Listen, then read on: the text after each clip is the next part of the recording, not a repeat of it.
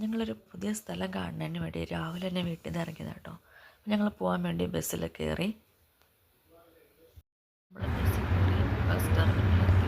ഞങ്ങൾ ട്രെയിനിന് വേണ്ടി ബസ് ടെർമിനലിൽ വെയിറ്റ് ചെയ്യാണ്. അപ്പോൾ ഏകദേശം ഒരു 2 മിനിറ്റ് കഴിയുമ്പോൾ നമ്മുടെ ട്രെയിൻ വരും.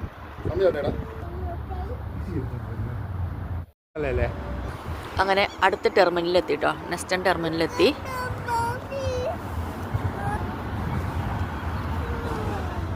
നെസ്റ്റൺ ടെർമിനലിൽ നിന്ന് നമ്മൾ ട്രെയിൻ കയറി നെസ്റ്റൺ ടെർമിനലിലെത്തി. അവിടെ നിന്ന് അടുത്ത ബസ് കയറി അവിടെ ബസ്സിൽ കയറിയപ്പോൾ ഡ്രൈവർ പറഞ്ഞു, ഞങ്ങൾ വിചാരിച്ചു പൊക്കത്തിൽ കയറി നമ്മുടെ ഇവിടുത്തെ ബസ് പോലത്തെ വലിയ ബസ്സാണ്. അപ്പോൾ കൊച്ചിന് വളരെ ഒറ്റയ്ക്ക് സീറ്റ് എത്തണമെന്ന് പറഞ്ഞു. അങ്ങനെ ഒറ്റയ്ക്ക് സീറ്റ് എടുത്തിട്ട് യാത്ര ചെയ്യാം. ഇവിടെ നല്ല കാഴ്ചകളൊക്കെ ഉണ്ട്.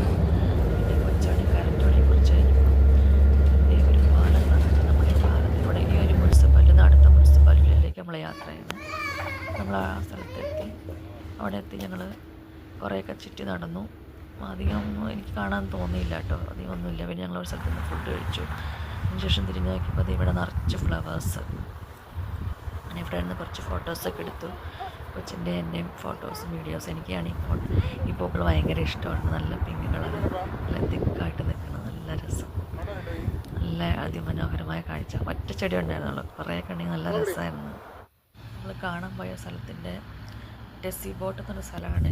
ഫൈനൽ ഡെസ്റ്റിനേഷൻ എത്തി. താഴെ ഒരു കടലുണ്ട്, അതിൻ്റെ മുകളിലേക്കാണ് കുഞ്ഞു ഗ്രാമമാണ് കേട്ടോ. നല്ല ചെറിയൊരു നേരിയ വഴിയാണ്. ഒരു ബസ് പോകാൻ, ഒരു വണ്ടി തിരിച്ചു വന്നിട്ടുണ്ടെങ്കിൽ സൈഡ് കൊടുക്കാനുള്ള സ്ഥലമില്ല, അതുപോലത്തെ ഒരു സ്ഥലം. പക്ഷേ അതിൻ്റെ അപ്പുറത്ത് കുറച്ച് പോയിട്ടുണ്ടെങ്കിൽ ചെമ്മരിയാടും കുഞ്ഞു